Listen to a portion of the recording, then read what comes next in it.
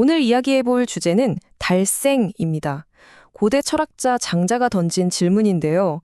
어떻게 사는 게 진짜 잘 사는 걸까 하는 거죠. 어쩌면 우리가 평생토록 쫓는 것들이 사실은 전부 거대한 착각일 수 있다는 그런 아주 도발적인 생각에서 출발해볼까 합니다. 자, 그럼 먼저 아주 근본적인 질문부터 시작해 볼게요. 여러분은 우리 생명을 어떻게 지키고 보존해야 한다고 생각하세요? 아마 대부분 비슷비슷한 답을 생각하고 계실 거예요. 네, 바로 이거죠. 보통은 이렇게 생각하잖아요. 물질적으로 풍요로워져서, 그러니까 좋은 음식 먹고 좋은 물건 쓰고 이렇게 우리 몸을 잘 가꾸면 생명도 잘 보존될 거다. 너무나 당연한 상식 같죠? 그런데 말이죠. 장자는 이 모든 노력을 딱 두 글자로 잘라 말합니다. 비부, 슬프다는 뜻이에요. 아니, 우리가 이렇게 열심히 살려고 애쓰는데 이게 왜 슬픈 일이라고 했을까요? 대체 뭐가 문제였을까요?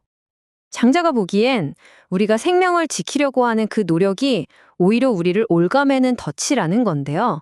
자, 그 이유를 한번 제대로 파헤쳐보죠. 장자의 논리는 사실 굉장히 간단하고 명쾌해요. 한번 보세요. 생명이 우리한테 오는 걸 우리가 막을 수 있나요? 없죠. 또 가는 걸 멈출 수 있나요? 그것도 안 되잖아요.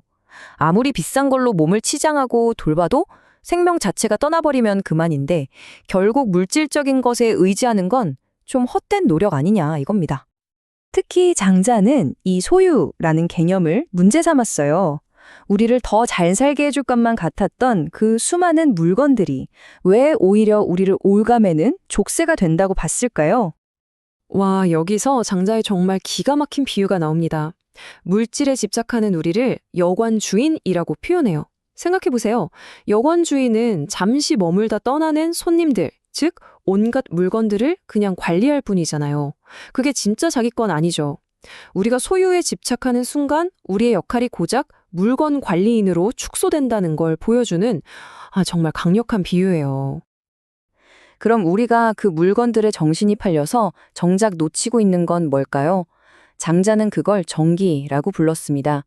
뭐랄까, 우리 존재의 핵심 에너지, 영적인 본질 같은 거예요. 컴퓨터로 치면 운영체제 같은 거죠. 그런데 우리는 자꾸 바깥에 있는 앱들만 신경 쓰다가 정작이 중요한 운영체제가 망가지는 걸 모른다는 겁니다. 자, 그럼 대안은 뭘까요? 이 덫에서 벗어나 진짜 삶, 달생에 이르기 위해 장자가 제시한 4단계 로드맵이 있습니다. 한번 따라가 보시죠. 이 과정이 아주 흥미롭습니다. 첫 단계는 기세, 세속적인 관계들을 일단 버리는 거예요.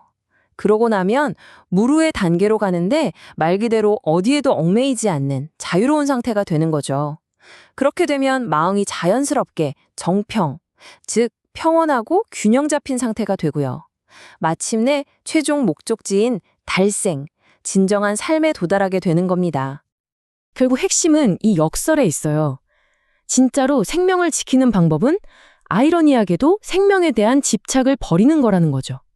살아야 해 하고 아등바등하는 걸 잊을 때 비로소 우리의 근원적인 에너지, 그 정기가 손상되지 않고 온전하게 보존된다는 겁니다. 자, 그럼 이 여정의 끝에는 뭐가 있을까요? 그냥 다 버리고 텅 비어버리는 걸까요? 아니요, 그게 아닙니다. 훨씬 더 크고 장대한 경지가 우리를 기다리고 있어요. 장자는 이 궁극의 경지를 형전정복이라고 불렀습니다. 말이 좀 어렵죠. 쉽게 말해 몸은 온전해지고 잃어버렸던 정신, 즉 정기가 다시 회복되는 상태를 말해요. 모든 집착에서 벗어나서 몸과 마음이 완벽하게 조화를 이루는 거죠.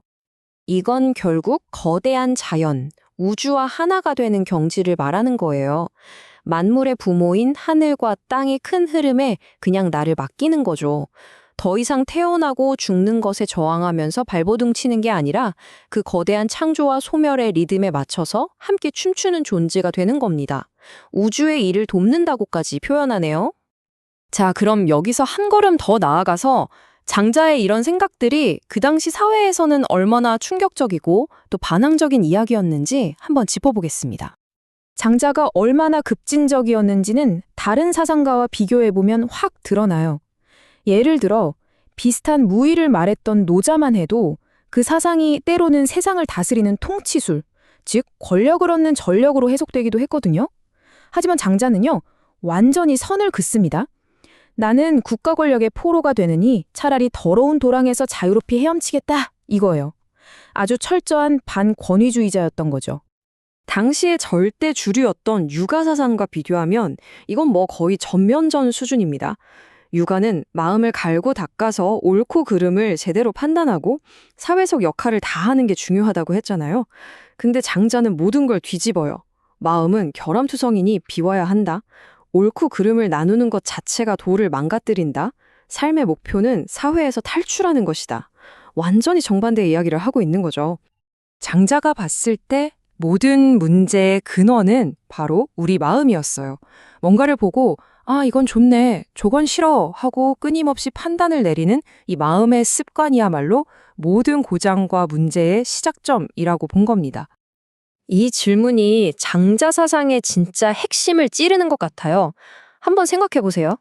우리가 이게 옳은 거야, 저건 틀렸어 라고 열심히 판단하는 그 집착이 어쩌면 우리가 그토록 찾고 싶어하는 진정한 도를 오히려 망가뜨리고 있는 건 아닐까요? 자, 이제 마지막으로 이 오래된 질문을 바로 우리 자신에게 던져볼 시간입니다. 장자의 비유를 다시 빌려와서요. 여러분은 지금 어떤 것들에 여관주인 노릇을 하고 계신가요?